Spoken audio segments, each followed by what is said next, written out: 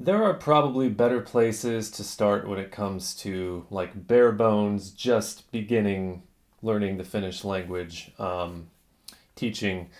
But I want to start with the way that the words in the sentences look in Finnish because it's completely different from English. You need to rethink the way that you structure sentences. You need to forget everything you know about Indo European sentence structures.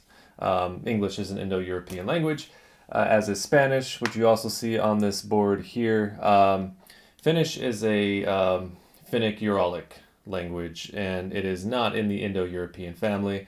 Therefore, vocabulary, very few cognates except for loan words, sentence structure, syntax, all of these things. You're going to look at these sentences in Finnish and go, whoa. So where I want to start personally, and this is just me, I'm not a teacher. That's also a disclaimer. I am not an English teacher. I'm not a Finnish teacher. I am somebody who studies Finnish very, very intensely. At least I consider intensely. And somebody who is really, you know, well, more on that later. So, prepositions, under, at, with, that kind of stuff in the box, on the table, in front of the house. I just put Spanish here because I wanted examples of languages that use prepositions and articles. And most people are familiar with Spanish who speak English, especially in America, because you take Spanish class in school. At least personally, I took Spanish in at least 5 years of my schooling. So that's why that's up here. Prepositional phrases, like in the box. The remote is in the box. En el caja. On the table. En la mesa. In front of the house. Delante de or frente a la casa. Very familiar things. In Finnish, no, no, definitely no, definitely no. If you want to say something is in the box,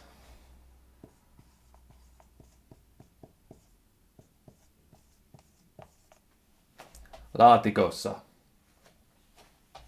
You notice there's nothing before it. Yeah, this is the preposition. This is what indicates that something is in something, at least in this case. On the table, no, no, no, no. Don't have articles in Finnish.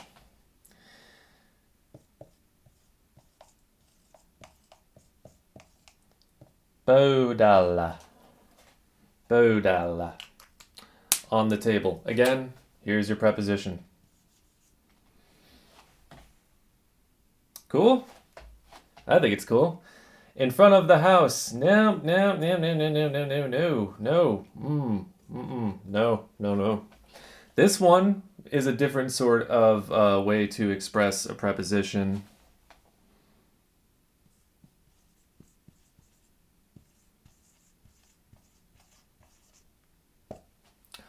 Talon edessä.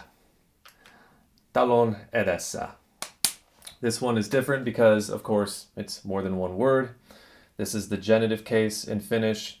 This means that this word belongs to this word here.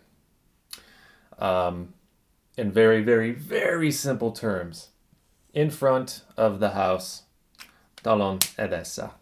So bear in mind with these videos, I'm only giving you just a very, very basic outlook or a basic overview of what sentences in this language look like.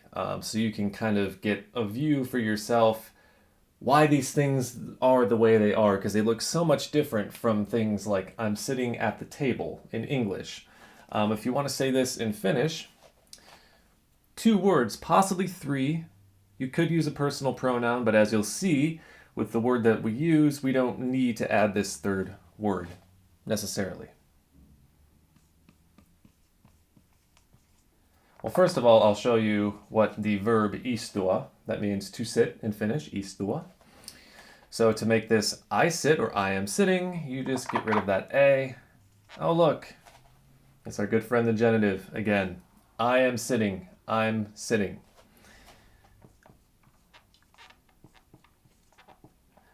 Pöytä is the Finnish word for table. But if we want to turn this into I'm sitting at the table, we gotta do some surgery on this word here. You would take this and you would turn it into a D. Pöytä. Oh, my throat is very dry. And then you would add this to denote where you are. Istun pöydässä. I'm sitting at the table. Where are you sitting? You are sitting at the table. And that is what this ending means. Finnish is replete, full of these suffixes that tell where you are, where you're going, where you're coming from. All sorts of different fun things, as we will see maybe later as I continue to make these videos. Like I said, you could use a third word, but this kind of obviates the need for that unless you really want to emphasize, like, I'm at the fucking table. Minä istun pöydässä. Minä is the personal pronoun meaning I.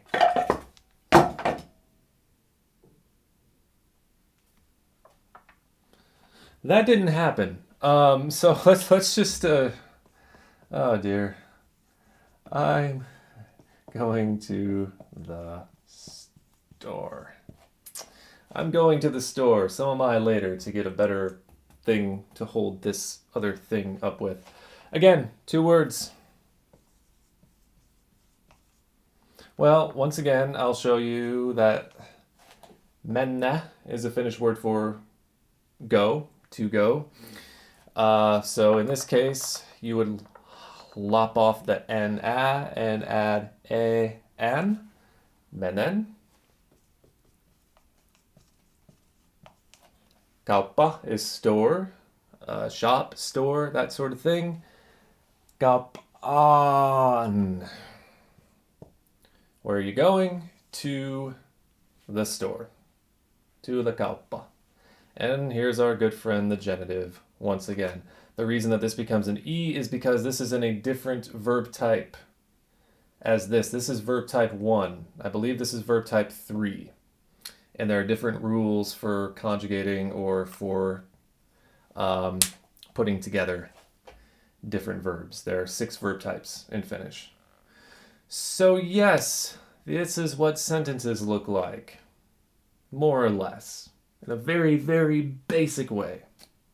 So there's something else that I should give you a very brief introduction to before I go away. Puhekieli. Puhekieli. It's like you're learning a second language. In Finnish, you have what's written, you have formal Finnish, and then you have colloquial Finnish. Puhekieli. So when people speak Finnish in Finland, they hardly ever say everything that you will see written somewhere. They will find shorter ways to say things, like minä will become mä. So I or sinä, will become sä. In the area of Finland where I live, this would be mie. And I think this is sie. This is the Karelian dialect. Sure.